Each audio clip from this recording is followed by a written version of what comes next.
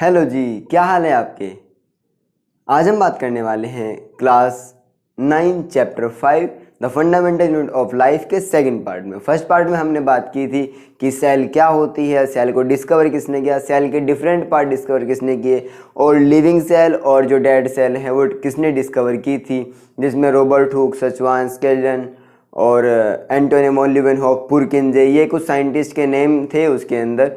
और जिसमें हमने और बात की कि मल्टी सेलुलर ऑर्गेनिज्म जो हमारे वो जो हमारे बहुत सारी सेल से मिलके बने हैं, और सिंगल सेल ऑर्गेनिज्म जो सिर्फ एक ही सेल से मिलके बने हैं। ठीक है, तो और भी उसमें प्रीवियस वीडियो में हमने बात की थी, आप देख सकते हो, नीचे डिस्क्रिप्शन में लिंक है, वहाँ पे जाके देख सकते हो। बाकी इस वीडियो में हम बात करने वाले हैं स्ट्रक्चर ऑर्गेनाइजेशन ऑफ सेल, यानी कि सेल किस चीज़ से मिलके बनी है, सेल का क्या ऑर्गेनाइजेशन है। तो उसमें सबसे पहले बात करते हैं हम प्लाज्मा मेम्ब्रेन, जिसको सेल मेम्ब्रेन भी कहते हैं।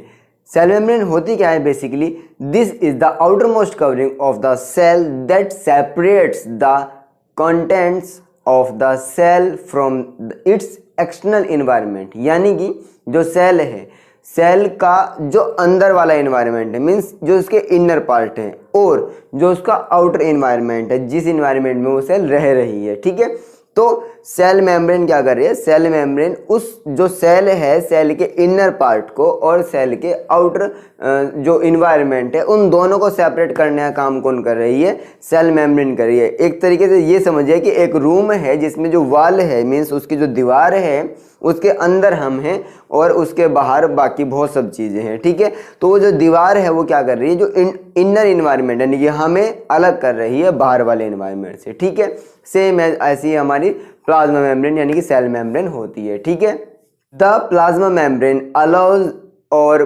Permits the entry and exit of some material in and out of the cell, so the cell membrane is called as selectively permeable membrane। आप कई बार सुनते हो selectively permeable क्या होता है। selectively permeable का मतलब सिलेक्टिव, यानी कि वो जिसको चाहे उसको परमिशन दे, मीन्स कोई चीज़ अगर सेल के अंदर आ रही है तो भी वो सेल मेम्ब्रेन की परमिशन के थ्रू आएगी, और जो सेल मेम्ब्रेन के बाहर जाएगी वो भी उसके सेल मेम्ब्रेन की परमिशन के थ्रू जाती है। क्यों? क्योंकि ये बाइलेयर स्ट्रक्चर होता है, उसमें दो लेयर होती हैं, लिपिड मॉलिक्यूल से मिलके बनी है बेसिकली। तो क्या होता है कि जो सेल मेम्ब्रेन के अंदर सब चीज़ें आ जा नहीं सकती। अगर ऐसा होता तो बहुत सारी चीज़ें सेल से बाहर चली जाती और बहुत सारी चीज़ें सेल के अंदर ऐसे ही चली जाती। लेकिन क्या है कि जब ये प्लाज्मा मेम्ब्रेन है, प्लाज्मा मेम्ब्रेन क्या करती है, सेल को एक तरीके से गेट का काम कर रही है। गेट का किस तरीके से कि देखो कि गेट में सभी चीज़ें नहीं आ सकती, तो जो गेट से बड़ी चीज़ें होंगी वो आ ही नहीं सकती, और जो गेट से छोटी चीज़ें होंगी वो आ जाएंगी। सेम है इसी तरीके से जो प्लाज्मा मेम्ब्रेन होता है वो सिलेक्टिवली परमेएबल होता है, यानी कि जिसको वो अलाउ करेगी वो चीज़ें उसके अंदर आएंगी, और जिसको वो अलाउ करेगी वही चीज़ें उसके बाहर जाएंगी। बाकी कोई भी एक्स्ट्रा चीज़ ना तो उसके अंदर आएगी ना ही उसके बाहर जाएगी। तो this is cell membrane. Second point में बात करते हैं सेल वॉल। अब सेल वॉल क्या है, basically cell wall means protective wall. Means cell wall क्या है, प्रोटेक्टिव वॉल होती है किसकी, किसी भी सेल की। और ये किस में होती है, ये प्लांट सेल में होती है, एनिमल सेल में नहीं होती है। प्रोकैरियोटिक सेल में भी हमारी सेल वॉल मिल जाती है, लेकिन जो एनिमल सेल है उनके अंदर वो नहीं मिलती है। तो इसके बारे में बात कर रहे हैं। Plant cell in addition to the plasma membrane have another rigid outer covering called cell wall. अब क्या है कि जैसे प्लांट सेल के पास प्लाज्मा मेम्ब्रेन भी होती है, साथ साथ उसके पास एक और रिजिड स्ट्रक्चर होता है, एक और रिजिड कवरिंग होती है। उसको क्या नाम दिया गया है, उसको कहा गया है सेल वॉल। अब सेल वॉल प्लांट सेल में होती है, इस चीज़ का याद रखना। प्रोकैरियोटिक सेल में भी सेल वॉल होती है। ठीक है, the cell wall lies outside the plasma membrane, की जो प्लाज्मा मेम्ब्रेन है उसके बाहर की साइड कौन मिलता है, सेल वॉल मिलते हैं। कई बार क्वेश्चन आ जाता है कि सेल वॉल कहाँ पे मिलते हैं, cell wall is present outside the plasma membrane, की प्लाज्मा मेम्ब्रेन से जस्ट बाहर जो होती है आपकी कौन होती है, सेल वॉल होती है। The plant cell wall is mainly compose of cellulose. जो प्लांट की जो सेल वॉल होती है वो किससे बनी होती है, सेल्यूलोज से बनी होती है। फंगस में भी होती है, वो काइटिन से मिलके बनी होती है। और भी हमारे अलग अलग, जैसे मैंने प्रोकैरियोटिक सेल और भी इनके बारे में बात की, तो एनिमल सेल को छोड़ के बाकी सब में मिल जाती है मोस्ट ऑफ सेल वॉल। तो क्या होता है कि सेल वॉल अलग अलग चीज़ों से मिलके बनी होती है, अलग अलग ऑर्गेनिजम्स के अंदर। ठीक है, it is a complex substance and provide structure strength to the plant. अब जो सेल्यूलोज है, सेल्यूलोज क्या करता है, सेल्यूलोज से मिलके बनी होती है सेल वॉल, जो क्या करती है उसको एक स्ट्रक्चर प्रोवाइड करती है, किसको, जो हमारी जो सेल होती है उसको सेल वॉल मीन सेल्यूलोज एक स्ट्रक्चर प्रोवाइड करता है। ठीक है, अब थर्ड पॉइंट पे बात करते हैं साइटोप्लाज्म के बारे में।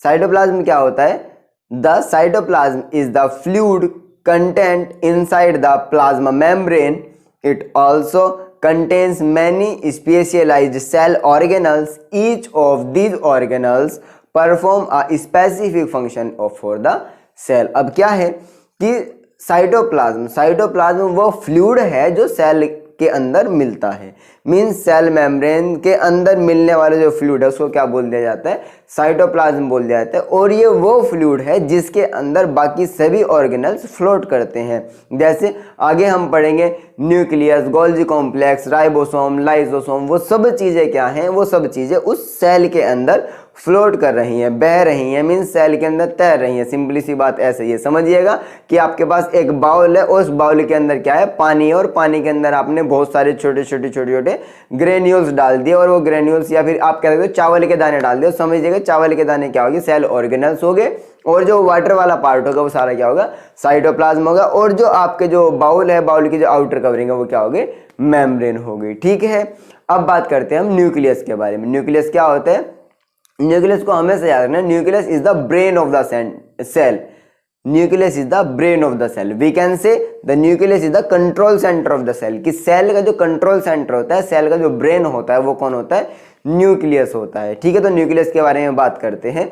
The nucleus has a double layered covering called nuclear membrane, की जो न्यूक्लियस है, न्यूक्लियस डबल लेयर मेम्ब्रेन से मिलके बना होता है, जिसको क्या, जो हमारा कंट्रोल सेंटर होता है किसी भी सेल का। The nuclear membrane has pores which allow the transfer of material from inside the nucleus to its outside, that is to the cytoplasm. क्या होता है कि जो न्यूक्लियर मेम्ब्रेन होती है वो अलाउ करती है, मीन्स उसके अंदर पोर्स होती है, जिसकी वजह से साइटोप्लाज्म से कुछ चीज़ें अंदर चली आती हैं, और जो न्यूक्लियस होता है उससे कुछ चीज़ें बाहर आ जाती है। न्यूक्लियस बेसिकली क्या होता है, कंट्रोल करने का काम करता है। जेनेटिक मटेरियल भी इसी के अंदर होता है, genetic material means DNA, RNA इसी के अंदर होता है। न्यूक्लियस के अंदर न्यूक्लियोलस होता है, जिसमें बेसिकली वहाँ पे मिलती हैं चीज़ें। ठीक है, और ये क्या काम करती हैं, ये काम करती हैं कि जिससे हमारा जो सेल है वो स्पेसिफिकली फंक्शंस को परफॉर्म कर पाए। ठीक है, अब बात करते हैं माइटोकॉन्ड्रिया के बारे में, कि माइटोकॉन्ड्रिया क्या होता है। माइटोकॉन्ड्रिया का एक वर्ड हमें याद रखना है, mitochondria is the powerhouse of the cell, कि जो सेल है, सेल का पावर हाउस कौन होता है, माइटोकॉन्ड्रिया होता है। तो चलिए इसके बारे में बात करते हैं। It is a cell organelle that is responsible for generating energy, it is known as the powerhouse of the cell. मैंने जस्ट अभी आपको बताया कि माइटोकॉन्ड्रिया का क्या कहा जाता है, माइटोकॉन्ड्रिया को कहा जाता है powerhouse of the cell, यानी कि ये क्या करता है कि सेल को एनर्जी प्रोवाइड करने का काम करता है। मीन्स जो माइटोकॉन्ड्रिया है सेल का पावर हाउस है, और सेल को एनर्जी कौन दे रहा है, माइटोकॉन्ड्रिया दे रहा है। किस फॉर्म में दे रहा है उसी के बारे में बात कर रहे हैं। The glucose found in our food is further processed inside the cell to generate energy from it in the form of ATP. अब एटीपी क्या है, बेसिकली एटीपी एडिनोसिन ट्राइफॉस्फेट, इसमें एक वर्ड और आएगा एडीपी, एडिनोसिन डाइफॉस्फेट, जिसमें क्या होता है, एनर्जी क्रिएट होती है, मीन्स एडीपी से एटीपी में चेंज होता है, और मीन्स एक फॉस्फेट ग्रुप ऐड हो जाता है, जिसकी वजह से क्या होता है, आपकी जो माइटोकॉन्ड्रिया होता है वो एनर्जी बनाता है। और ये होता है after the break down of the food, means जो ग्लूकोज हम खाना खा रहे हैं उस ग्लूकोज का ब्रेक डाउन होता है इन the presence of oxygen, in the absence of oxygen basically lactic acid बनता है, लेकिन फिर भी वहाँ पे एनर्जी का मॉलिक्यूल बनता ही है। तो वो जो एनर्जी का मॉलिक्यूल बन रहा है, मीन्स जो एटीपी बन रहा है वो जनरेट कौन कर रहा है, माइटोकॉन्ड्रिया कर रहा है। That's why the mitochondria is the powerhouse of the cell. इसी वजह से माइटोकॉन्ड्रिया को क्या कहा गया है, माइटोकॉन्ड्रिया को सेल का पावर हाउस कहा गया है। ठीक है, mitochondria is a membrane bounded cell organelle that has its own genetic material. और कमाल की बात यह है कि जो आपका माइटोकॉन्ड्रिया है, माइटोकॉन्ड्रिया के पास अपना खुद का जेनेटिक मटेरियल होता है। कई बार क्वेश्चन आ जाता है कि विच organelle has its own genetic material, यानी कि माइटोकॉन्ड्रिया के पास अपना खुद का जेनेटिक मटेरियल होता है। ठीक है, अब नेक्स्ट बात करते हैं हम एंडोप्लाज्मिक रेटिकुलम के बारे में कि एंडोप्लाज्मिक रेटिकुलम क्या होता है। ठीक है, the endoplasmic reticulum is a structure that is formed as a continuous of the nuclear membrane. Just nuclear membrane के जस्ट ऊपर बना हुआ, मीन्स जस्ट न्यूक्लियर मेम्ब्रेन से अटैच जो एक स्ट्रक्चर होता है उसको क्या बोल दिया जाता है, एंडोप्लाज्मिक रेटिकुलम बोल दिया जाता है। बेसिकली क्या है, ये भी एक मेम्ब्रेन बाउंडेड है और ये न्यूक्लियर मेम्ब्रेन से जस्ट अटैच होता है। ठीक है, कई बार सेल जो सेल है आप सेल के बराबर में देख सकते हो, जो यूकैरियोटिक सेल है, यूकैरियोटिक सेल, प्रोकैरियोटिक सेल मैंने आपको लास्ट वीडियो में पढ़ाया था, जो इससे पहले वाली वीडियोस में बताया था मैंने कि यूकैरियोटिक सेल, प्रोकैरियोटिक सेल क्या होती है। ठीक है, तो इसमें क्या है कि जो आपके एंडोप्लाज्मिक रेटिकुलम होते हैं वो बेसिकली दो टाइप के होते हैं। वो कौन कौन से होते हैं, सबसे पहला आता है स्मूथ एंडोप्लाज्मिक रेटिकुलम, जिसको SER बोलते हैं। ये क्या होता है, SER is characterised by the absence of ribosome found on the surface of endoplasmic reticulum. यानी कि जब एंडोप्लाज्मिक रेटिकुलम के ऊपर जो राइबोसोम्स होते हैं वो नहीं होते, एंडोप्लाज्मिक रेटिकुलम के ऊपर राइबोसोम्स नहीं होते, तो उसको क्या बोल दिया जाता है, स्मूथ एंडोप्लाज्मिक रेटिकुलम बोल दिया जाता है। ठीक है, इसी वजह से ये क्या होते हैं, ये प्रोटीन सिंथेसिस में इन्वॉल्व नहीं होते। ठीक है, प्रोटीन सिंथेसिस तो नहीं करे, लेकिन जब स्मूथ एंडोप्लाज्मिक रेटिकुलम में कुछ ना कुछ तो वो करेगा, तो उसके बारे में बात करते हैं। They are not involved in protein synthesis. They assist in the manufacturing of lipids and fat molecule। यानी कि अब ये प्रोटीन तो नहीं बना रहे हैं क्योंकि इसके साथ राइबोसोम अटैच नहीं है, तो वो क्या करेंगे, प्रोटीन और लिपिड का फॉर्मेशन, मैन्युफैक्चरिंग करने का काम कौन कर रहा है, स्मूथ एंडोप्लाज्मिक रेटिकुलम कर रहा है। कई बार क्वेश्चन आ जाता है कि स्मूथ एंडोप्लाज्मिक रेटिकुलम क्या काम कर रहा है और रफ एंडोप्लाज्मिक रेटिकुलम क्या काम करता है। ठीक है, तो अब सेकंड पॉइंट पे बात करने वाले हैं हम रफ एंडोप्लाज्मिक रेटिकुलम की, वो होता क्या है और उसका क्या फंक्शन होता है। Rough endoplasmic reticulum has ribosome on their surface and hence appear to be rough. कि जो रफ एंडोप्लाज्मिक रेटिकुलम होता है उसकी सरफेस के ऊपर क्या होता है, राइबोसोम्स अटैच हो जाते हैं, जिसकी वजह से उसको क्या कहा गया है, रफ एंडोप्लाज्मिक रेटिकुलम कहा गया है। The ribosomes are involve in protein synthesis. अब जो प्रोटीन सिंथेसाइज हो रहा है वो उसमें हेल्प कौन कर रहा है, उसमें हेल्प कर रहा है एंडोप्लाज्मिक रेटिकुलम। बेसिकली कर कौन रहा है, राइबोसोम्स कर रहा है। राइबोसोम के बारे में भी बात करेंगे next. Therefore, the rough endoplasmic reticulum is involved with the modification of folding of the protein। कि जो प्रोटीन के फोल्डिंग होती है, मॉडिफिकेशन होता है। बेसिकली अगर हम सीधी सी बात करें, प्रोटीन सिंथेसिस में हमारा एंडोप्लाज्मिक रेटिकुलम भी हेल्प करता है। ठीक है, तो अब नेक्स्ट बात करने वाले हम गोल्जी एपरेटस के बारे में। गोल्जी एपरेटस क्या काम करता है, दो अगर क्वेश्चन आ जाए कि व्हाट इज गोल्जी एपरेटस, तो आप सिंपली बोल सकते हो Golgi apparatus is the packaging site of the cell. की जो सेल की पैकेजिंग साइट होती है वो कौन होता है, गोल्जी एपरेटस होता है। वो क्या होता है, the Golgi apparatus first described by Camillo Golgi. Camillo Golgi ने सबसे पहले इसको डिस्कवर किया था गोल्जी एपरेटस को, और बताया था it consist of a system of membrane bounded vesicles arrange approximately parallel to each other in a stacks called systems. अब क्या है कि जो आपका गोल्जी कॉम्प्लेक्स है, जो गोल्जी एपरेटस है, उसके पास वेसिकल्स होती है। बेसिकली अगर इसको हमें समझना है तो उसको समझने के लिए हम क्या कर सकते हैं, बसेस होती हैं, और बसेस खड़ी कहाँ पे होती है, डिपो में, जिसको बस डिपो बोलते हैं, अलग अलग जगह पे अलग अलग होती हैं। तो बसेस क्या है, buses are the vehicle. Buses vehicle हैं जो बाकी सामान को, मतलब पैसेंजर को लेके जा रही हैं। सेम एज वेसिकल्स क्या हो गए, व्हीकल हो गए। लेकिन जहाँ पे वेसिकल्स हैं उस जगह को क्या बोल दिया, उसको बोल दिया हमने गोल्जी एपरेटस। और जो गोल्जी एपरेटस है वो क्या है, पैकेजिंग साइट है, उसको पैक कर रहा है और पैक करके उसको ट्रांसपोर्ट कर रहा है। बेसिकली याद रखना कि जो पैकेजिंग साइट होती है किसी भी सेल की वो कौन होती है, गोल्जी एपरेटस होती है। ठीक है, the material synthesised near the endoplasmic reticulum is packaged and displaced to various targets inside and outside the cell through the Golgi apparatus। यानी कि गोल्जी apparatus क्या काम कर रहा है, उसको ट्रांसपोर्ट करने का काम कर रहा है। जो भी एंडोप्लाज्मिक रेटिकुलम जिन चीज़ों को भी बना रहा है, तो गोल्जी apparatus क्या कर रहा है, उन सब चीज़ों को ट्रांसपोर्ट करने का काम कर रहा है। ठीक है, ट्रांसपोर्ट मीन्स पैकेज, उसको पैकेट कर रहा है और पैकेट करने के बाद उसको ट्रांसपोर्ट कर रहा है। ठीक है, it's function include the storage, modification and package of product in vesicles. In some cases, complex sugar may be made for simpler sugar in the Golgi apparatus. It is also involved in the formation of lysosome. यानी कि जो lysosome होते हैं उनकी भी formation में काम कौन करता है? गोल्जी एपरेटस करता है। ठीक है, अब नेक्स्ट बात करने वाले हैं हम प्लास्टिड्स के बारे में कि प्लास्टिड्स क्या होते हैं।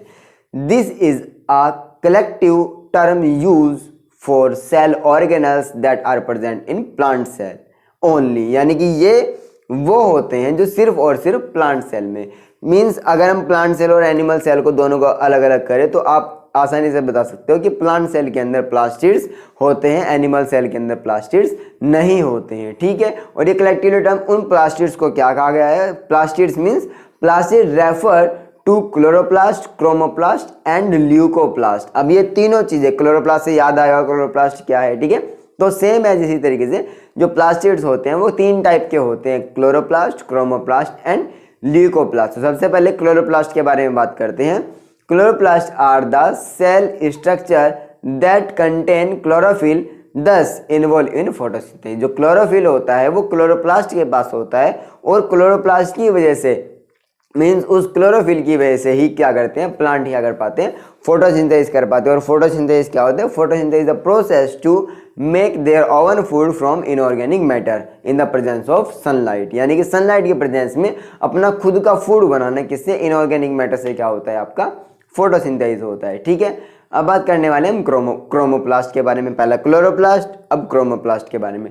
Chromoplast are the cell structure that provide colour to the part of the plant like flower, leaves and fruits. अब इन सबको कलर प्रोवाइड करने का काम कौन कर रहा है? क्रोमोप्लास्ट करता है। यानी कि chloroplast basically green in colour होता है, लेकिन क्रोमोप्लास्ट अलग अलग कलर का होता है जो आपका प्लांट के डिफरेंट पार्ट को कलर प्रोवाइड करने का काम करता है। और थर्ड वन आता है इसमें ल्यूकोप्लास्ट। कि ल्यूकोप्लास्ट क्या होता है?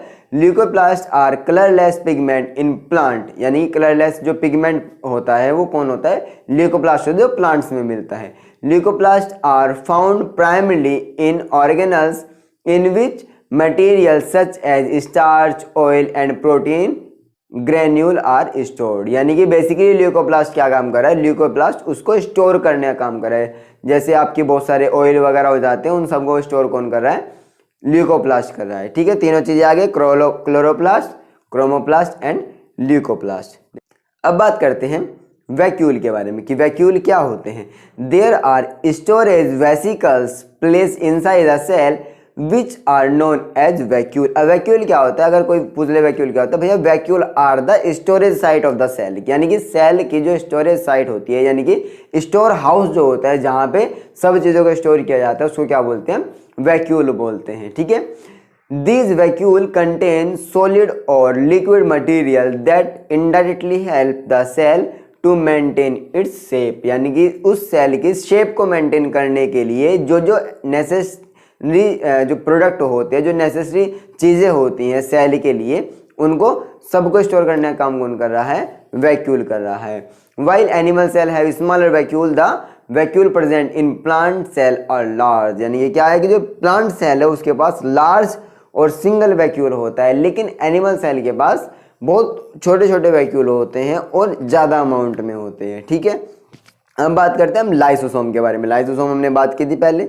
ठीक है, तो लाइसोसोम के बारे में बात करें। लाइसोसोम को क्या कहा जाता है? लाइसोसोम का जो एक नेम है, डिफरेंट नेम, उसको क्या कहा जाता है? Suicidal bag. क्यों कहा गया है लाइसोसोम को सुसाइडल बैग? इसलिए कहा गया है, lysosome are a kind of waste dispatch and disposal system of the cell. यानी कि सेल का जितना भी डिग्रेडेशन का काम होता है, जितना भी डिकम्पोज करने का काम होता है, डिग्रेड करने का होता है, वो कौन करता है? लाइसोसोम करता है। डिस्पैच करने का काम लाइसोसोम करता है।